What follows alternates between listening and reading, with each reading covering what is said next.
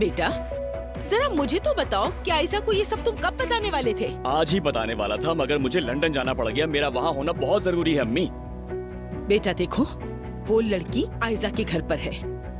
Mehmed तुम्हारे पीछे शिकारी कुत्ते की तरह लगा है। तुम्हें पता है कि अगर ये वीडियो सामने आई तो क्या होगा, किन मुश्किलात का सामना होगा।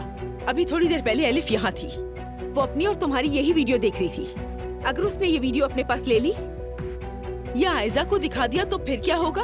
ऐसा नहीं हो सकता अम्मी। वो ऐसा क्यों करेगी बताइए? हमने अपने माजी को बहुत पहले ही भुला दिया है, खत्म हो चुका है सब। और अगर एलिफ को ऐसा कुछ करना होता कब का कर चुकी होती। उसकी नीयत बुरी नहीं है। मैं लंदन से वापस आकर आयशा को सब कुछ बता दूंगा, ठीक है? अब मैं लेट हो रहा हूँ अम्मी, खुदा हाफिज। उमर बेटा,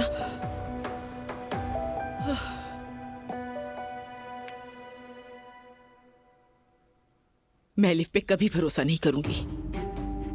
अगर वो ये बम तुम्हारे आने से पहले ना फाड़े ना तो मेरा नाम नायला नहीं।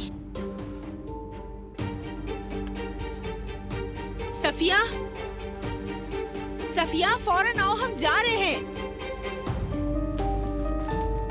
ओके अजान, मैं जा रही हूँ। तुम्हें क्या हो गया? इतनी गहरी सोच में क्यों हो?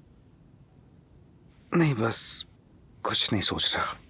क्या हुआ? नाजली वाला मैटर है क्या? उसने कुछ कहा है तुमसे? अरे नहीं यार, हमने उस पर तो कोई बात ही नहीं की। लेकिन जुमाना अपसेट है और अब वो घर में अकेली है। हाँ तो पूछ लो उससे। फोन किया था मगर वो नहीं उठा रही। मुझे अब उसकी फिक्र हो रही है।